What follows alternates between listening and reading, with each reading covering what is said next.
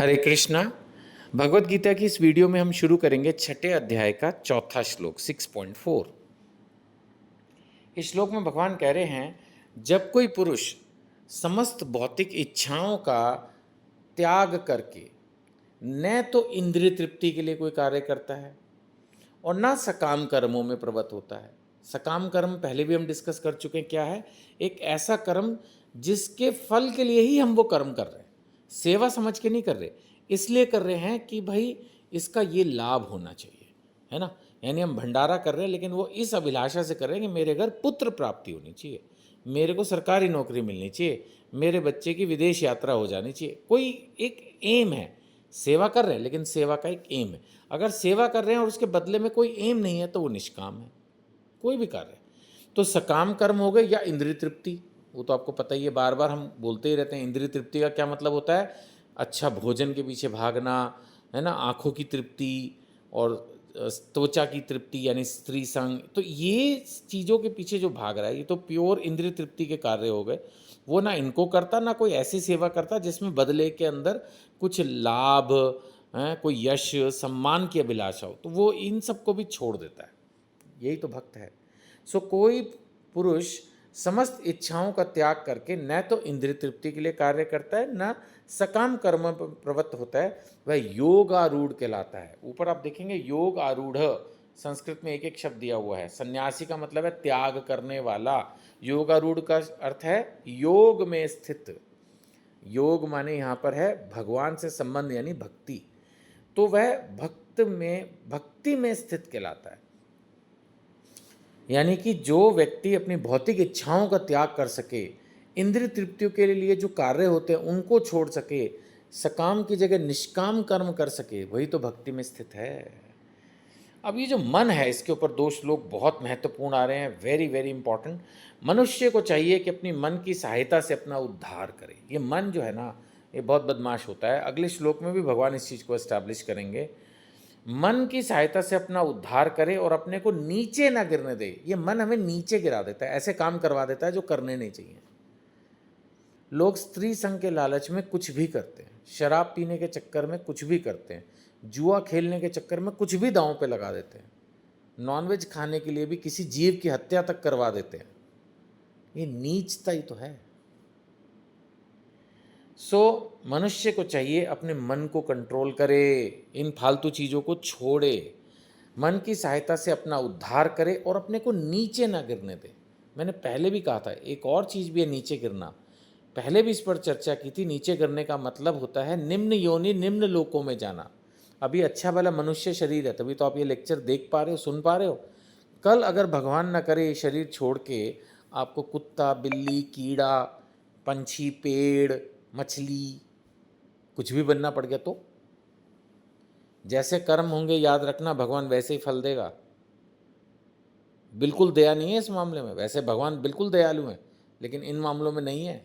ये शास्त्र में एकदम क्लियर है, जैसे कर्म हो गए उसके हिसाब से अगला शरीर मिलेगा। तो अगर हमने अपनी मन की सहायता से अपना उद्धार नहीं किया तो नीचे गिरने का डर है। यह मन बद्ध जीव का मित्र भी है और शत्रु भी। बद्ध जीव तो हम ही बंधे हुए हैं प्रकृति के गुणों से। बद्ध जीव का क्या मतलब है? जो प्रकृति के गुणों से बंधा हुआ है। अब ना चाहते हुए भी हमारे अंदर थोड़ा थोड़ा तमोगुण, थोड़ा थोड़ा रजोगुण, थोड़ा थोड़ा सतोगुण है। हमें इन तीनों से ऊपर उठकर शुद्ध सतोगुण तक जाना है, भक्त बनना है। लेकिन आलस्य है, झूठ बोलने की बीमारी है, बीमारियां है ना हमारे अंदर। इंद्रिय तृप्ति हम कितना बोलते रहे, लेकिन इंद्रिय तृप्ति की इच्छाओं से दूर नहीं हो पाते हैं। बार बार मन उसी तरफ लेके जाता है हमें। क्रोध, हे भगवान, कितना भरा हुआ है, दूसरे से ईर्ष्या, ये सब चीजें भरी हुई हैं हमें। तो इसलिए हम क्या हैं? बंधे हुए जीव हैं, मुक्त नहीं हो पा रहे इस धरती से। तो इस बद्ध जीव को अगर मुक्त होना है तो मन पर काबू करना होगा, क्योंकि मन हमारा मित्र भी है और शत्रु भी। भगवान यही चीज छठे श्लोक में और क्लियरली बोलते हैं, और क्लियरली। जिसने मन को जीत लिया है, मन उसका सर्वश्रेष्ठ मित्र है। जिसने ऐसा नहीं किया, मन उसका सबसे बड़ा शत्रु बना रहेगा। अब आप देखो, ज़्यादातर की स्थिति क्या है आपको भी पता है, मेरी स्थिति क्या है, आपकी स्थिति क्या है, सबकी स्थिति क्या है। मन के अधीन है हम, मन हमें अपने ठोर से चलाता है। बुद्धि बताती भी है ये सही है, ये गलत है, लेकिन मन इतना पावरफुल है कि वो बुद्धि को भी हरा देता है और हमसे उल्टी-सीधी हरकतें करवाता है। जिस चीज़ का मन होता है, जो खाने का, जो सुनने का, जो देखने का, हम कंट्रोल नहीं कर पाते। इसीलिए भगवान ने पिछले 5वें अध्याय में कहा भी था, जो जीते जी अपने इंद्रियों के वेग को सहन कर लेगा, वो है भक्त, जीते जी। मरने के बाद तो वैसे ही कुछ नहीं, और अंत समय में वैसे ही जब हम बूढ़े हो जाते हैं, इंद्रियां वैसे ही निष्क्रिय हो जाती हैं। तो जीते जी जब तक ताकत है, तब तक अगर इंद्रियों को कंट्रोल करना सीखा तो वो है असली भक्त मेरा। तो जिसने मन को जीत लिया, नेचुरली फिर उसकी बुद्धि भी सही काम करेगी। तो मन उसका सर्वश्रेष्ठ मित्र है। मन उसको ले जाएगा साधु के पास, मन उसको ले जाएगा वैष्णव गुरु के पास, मन ले जाएगा उसको भगवान के मंदिर में, मन उसको बैठाएगा और शास्त्र अध्ययन करवाएगा, सत्संग सुनाएगा और अच्छे अच्छे मन में विचार लाएगा।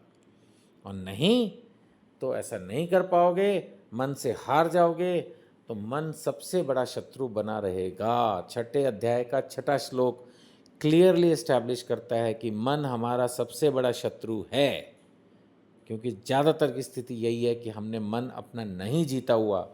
तो अगर मन जीत जाएंगे तो सबसे प्रिय मित्र होगा, वो बाद की बात है। आज की तारीख में मन ने हमें हराया हुआ है, हम मन के द्वारा पराजित हैं। तो हमारा सबसे बड़ा शत्रु कोई और देश, कोई प्राणी, कोई बीमारी नहीं, सबसे बड़ा शत्रु खुद हमारा मन है, जो हमारे अंदर ही है।